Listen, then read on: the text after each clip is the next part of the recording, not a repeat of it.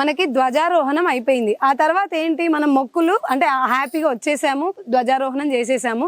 ఇప్పుడు ఇక్కడ ఉన్న ఈ ముడుపులు ఏంటి అనేది చూస్తున్నారా? ఎన్ని ఉన్నాయి చూడండి. ఇవన్నీ లాస్ట్ ఇయర్ అనమాట. సో ఈ ముడుపుకున్న విశిష్టత ఏంటి అనేది ముందు తెలుసుకుందాము. ఇది ఇక్కడికి వచ్చిన భక్తులు ఇంటి దగ్గర నుంచి మొక్కుకొని ముడుపు కట్టి తీసుకొస్తారంట. మీరు గమనిస్తే ఈ ముడుపుల మీద పేర్లు కూడా ఉన్నాయండి ఇక్కడ.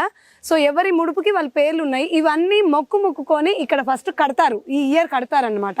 అంటే ఎవ్రీ ఇయర్ వచ్చే భక్తులు కడతారు. ఆ తర్వాత వాళ్ళ కోరిక తీరాక నెక్స్ట్ ఇయర్ జాతరకి వచ్చినప్పుడు ఈ ముడుపులన్నీ మళ్ళీ విప్పేస్తారంట. సో ఎన్ని ముడుపులు ఉన్నాయో చూశారు కదా. ఇంతమంది భక్తులు లాస్ట్ ఇయర్ వచ్చి కట్టారనమాట. వాళ్ళ కోరికలు కూడా నెరవేరాలని మనం కోరుకుంటూ ఈ ముడుపులది సెకండ్ పార్ట్, ఫస్ట్ ధ్వజారోహణ, తర్వాత ఇక్కడ రావి చెట్టుకి ముడుపులు కట్టడం కూడా ఒక ప్రత్యేకత. మీరు ముడుపుల మీద పేర్లు రాయడం మర్చిపోకండి. పేర్లతో పాటు ఇక్కడ కొంతమంది రాశారు పేరు, సన్ ఆఫ్, ఆ తర్వాత వాళ్ళ విలేజ్, డేట్ కూడా రాశారు. సో ఇదనమాట, అంటే మీకు ఇది ప్రూఫ్.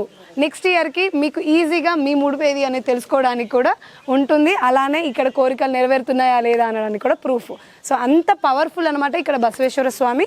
అందరూ ఈ శివరాత్రికి 3 days ముందు మనకి ఇక్కడ జాతర స్టార్ట్ అవుతుంది కాబట్టి ఆ జాతరకు వచ్చి చక్కగా మీ కోరికలు కూడా ముడుపు కట్టుకొని తీసుకొచ్చి ముడుపు చెల్లించండి. వచ్చే సంవత్సరం మళ్ళీ ముడుపు విప్పుకోండి, ఎందుకంటే కోరిక నెరవేరాలి కదా. సరే, లోపలికి వెళ్ళి మనం దేవుణ్ణి చూద్దాం రండి.